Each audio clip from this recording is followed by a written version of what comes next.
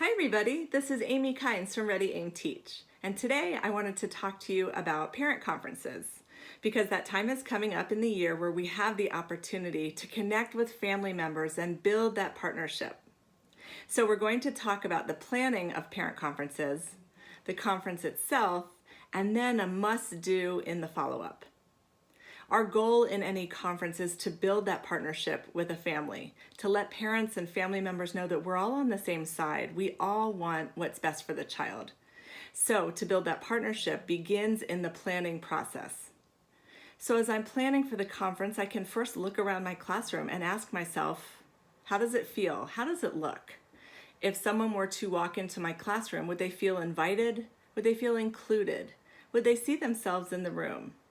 Is there student work hanging on the walls? So it's a simple thing that you can do is just look around your classroom and ask yourself those questions. Also ask yourself, where are we actually going to sit during the conference? Now remember, this is not a discipline conference, so it's not something where you want to sit behind a desk and have the parent facing you like they're in trouble. This is completely the opposite. Remember, your goal is to build a partnership, that we're on the same side. So you literally want to sit on the same side of a table or have two desks right next to each other with a parent or family member. So think about where it is you're going to sit so you can partner right alongside the parent during this conference. You also want to think about what materials you're going to have there.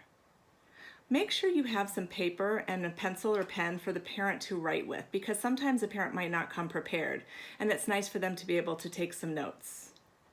You might consider having tissues. Sometimes it gets emotional, even if you hadn't planned that, so you might have tissues there as well. Also, have student work samples, have some data there. Instead of just telling parents, show parents. So make sure you have student work available for each and every child that you're going to be discussing during parent conferences. Also in the planning process is inviting parents to come. We think about inviting and we have to make sure we're inviting in a variety of ways, right? So we send something electronically, we can text, we can phone call, but we can also send hard copies. Also consider the different languages that your family members are speaking. Have we reached out in those different languages? You might consider reaching out to the different resources you have at your schools to make sure you're really targeting the different family members so that every family member feels invited. Not only do we invite them once, then we re-invite them, and then we re-invite them again to make sure every possibility has been checked that they're going to show up. We let them know the date, the time, and the location of the conference. It's obvious to us, but it's not necessarily obvious to a family member, so just make sure you're really clear on that. And then when the conference begins, now this might be your 15th conference of the day, but just keep in mind it is the parent's first conference with you of the day. So take a breath, relax, and give that parent your full attention, because this is critical and this is a great opportunity for you and that parent to really form a very strong relationship. A relationship that will pay off for you and pay off for the student for the remainder of the year. We always start with the positive, so we share things that prove that we know that child. Every parent and every family member wants to feel like you know their child. So you might share something like, I appreciate that your child, or I understand that your child, or I've gotten to know your child and I've learned that. So there's different sentence stems that you can use to show the family that you have really gotten to know their child. And you'll see the family members sit up a little taller and a little prouder. They'll be so impressed that you really have gotten to know their child, and it sets the conference off right on the right note, which is just what you want. So you start with something authentic and something positive. And then you think about the other data that you're going to share that you've already planned out. You want to be concrete and you want to be specific.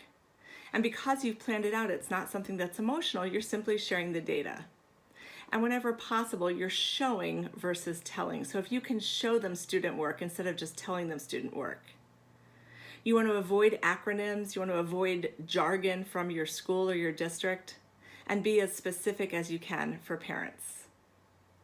And then you want to ask them if they have questions or what questions they might have. Pause, allow them some think time just like we do for our students. Give them that time before you go on. And then always we end on a positive again, something else you appreciate about that child. You can ask at the end, how else might I support you? Is there anything else you'd like me to know about your child? We always end on the positive. And then in terms of follow-up, it's critical that you send a thank you.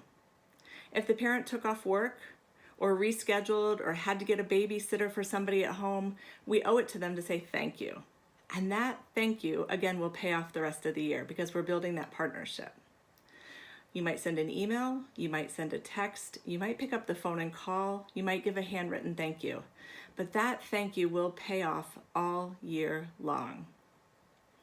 So powerful conferences are planning, the conference itself, and the follow-up. We'd love to support you. If you have questions, please reach out to us. We've got resources available at our free resources part of our Ready Aim Teach site at www.readyaimteach.com. As always, on behalf of all of us at Ready Aim Teach, thank you for what you do for students each and every day.